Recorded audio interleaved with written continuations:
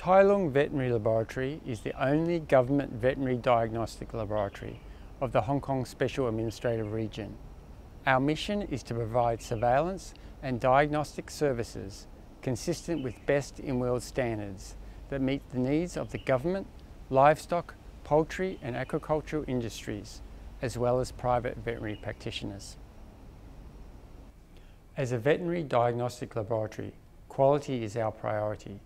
Taking reference from the OIE Terrestrial Manual, adoption of a quality management system is of great importance for a veterinary diagnostic laboratory to provide reliable results. We have obtained accreditation under the Veterinary Testing Program of the National Association of Testing Authorities of Australia, NATA, which complies with the international standard ISO IEC 17025. Our individual testing methods need to be validated in accordance with the OIE Terrestrial Manual and be audited by an external auditor before they can be accredited. Additionally, we participate in proficiency testing programs for our accredited diagnostic tests to maintain the quality of our services. African swine fever is a viral disease that causes devastating effects to the livestock industry and the food supply. Unfortunately, ASF does not have pathognomonic clinical signs. Thus, the clinical signs can be confused with many other common swine diseases. This makes laboratory diagnostic testing crucial. No diagnosis is conclusive until it is confirmed by the laboratory. In this video, we're going to discuss the biosecurity measures related to ASF molecular diagnostic test. Our work begins here at Tai Lung Veterinary Laboratory at the front desk for sample submission and accessioning. Tissue samples suspected to have African swine fever virus are submitted to us for molecular testing. Samples are sent to us immersed in viral transport medium in a screw cap container, placed inside a sealed, leak-proof plastic bag. The viral transport medium we used is the tissue culture medium 199, containing 0.5% bovine serum albumin, BSA, with Hanks salts and L-glutamine, but without sodium bicarbonate. In addition, the VTM used by us contains a cocktail of antibiotics to inhibit bacterial growth. The above-mentioned VTM is fit for virus isolation, and samples may be stored in the said VTM at 4 degrees Celsius for up to 4 days, or at -80 degrees Celsius for long-term storage. After samples are sent here to the molecular lab, staff will check the samples against the information on the submission form and confirm the tests to be performed.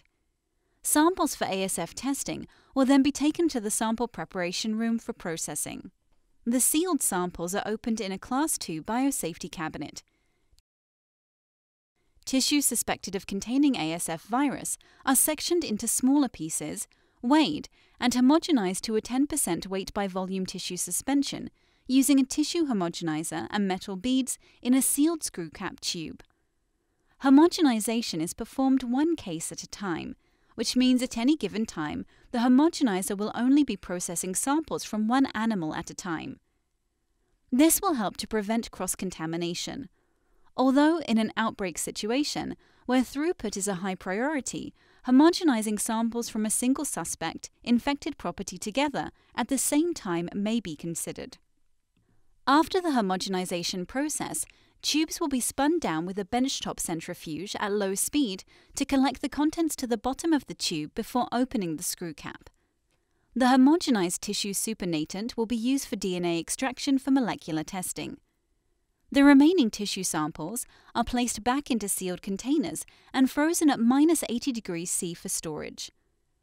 All waste generated during the sample handling process are properly disinfected before disposal. The lab uses 1% Virkon solution with a contact time of at least 30 minutes. The biosafety cabinet is UV treated for 30 minutes after use. Disinfect the equipment used before and after the work. Include the disinfection of all the material, including pipettes. Leave always a web paper with bleach to touch with the glove between samples. As homogenized tissue may still contain live virus, the handling of the supernatant should still be performed in a Class II biosafety cabinet. Lysis buffer is added in the BSC2, then the samples transferred to the extraction room for extraction. The DNA extraction process is performed by an automated DNA extraction system according to the manufacturer's instruction or other extraction kit as specified in the OIE terrestrial manual.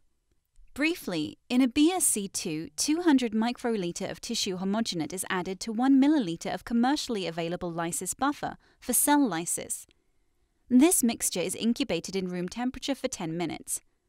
After this, it is transferred to the extraction room and loaded into the extraction machine and initiating the automated DNA extraction steps.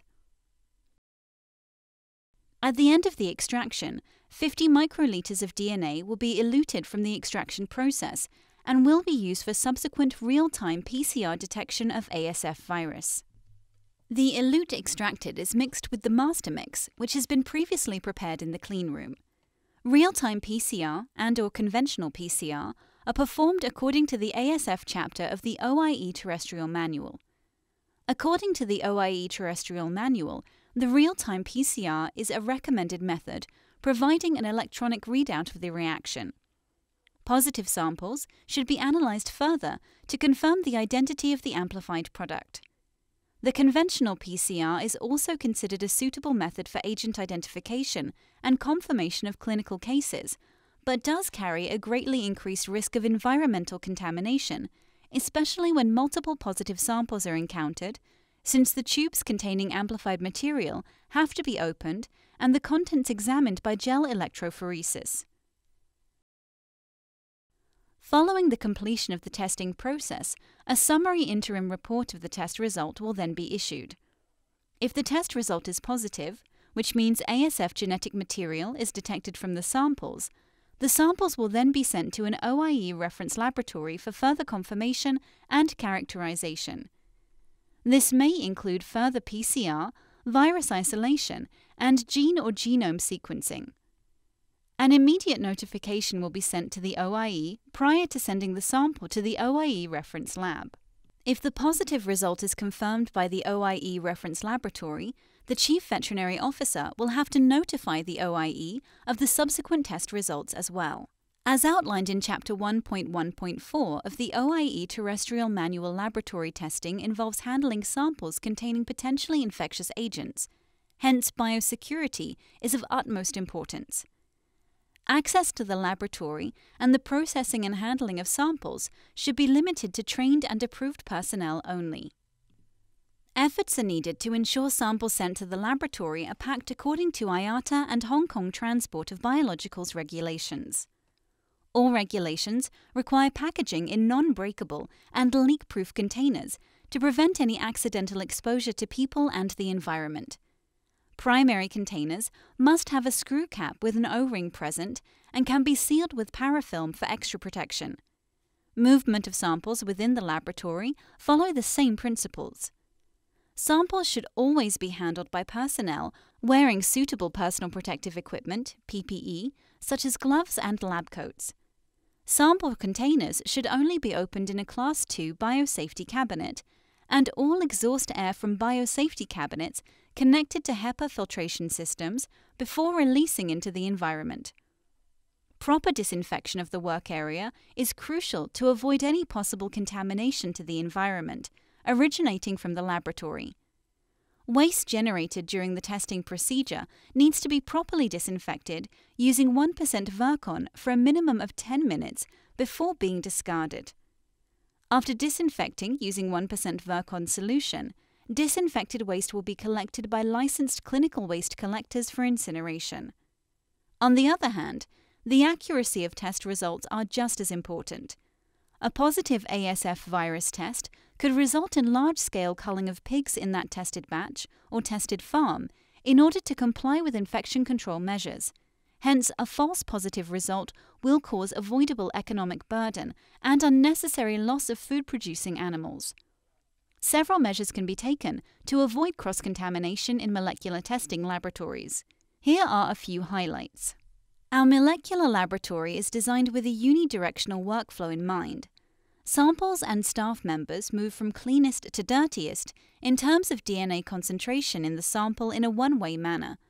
Samples, reagents, consumables, and other labware should never travel backwards once they have entered a dirtier area. A separate clean room is used to store and aliquot PCR reagents. This should ideally be outside the containment area, and staff should never enter this room wearing the same PPE or lab coats. The PCR reagents are taken from this room directly to the PCR reagent preparation room. Samples start from sample registration at the reception area, then move to sample preparation room, nucleic acid extraction room, PCR reaction room. Real-time PCR is the preferred technique since it reduces risk of contaminating DNA, but, if not available, a separate conventional gel visualization room should also be used. Reagents are prepared in a PCR reagent preparation room separated from other works area. Primer and probe preps, master mixes, etc. are stored and handled separately from test samples, extracts, and positive controls. To further reduce the chance of cross-contamination, the DNA extraction room and PCR reaction room are set with a negative pressure to minimize the likelihood of DNA generated during extraction or PCR escaping the laboratory. In addition, work areas should be clearly separate different with appropriate signage. Each lab area should have a sink. Gloves should always be discarded and hands washed before exiting the area. PPE such as lab coats and gloves should not be shared between different lab areas with different functions. Always change into a new set of PPE when you go from one lab station to another. We hope you find this video useful for your laboratory.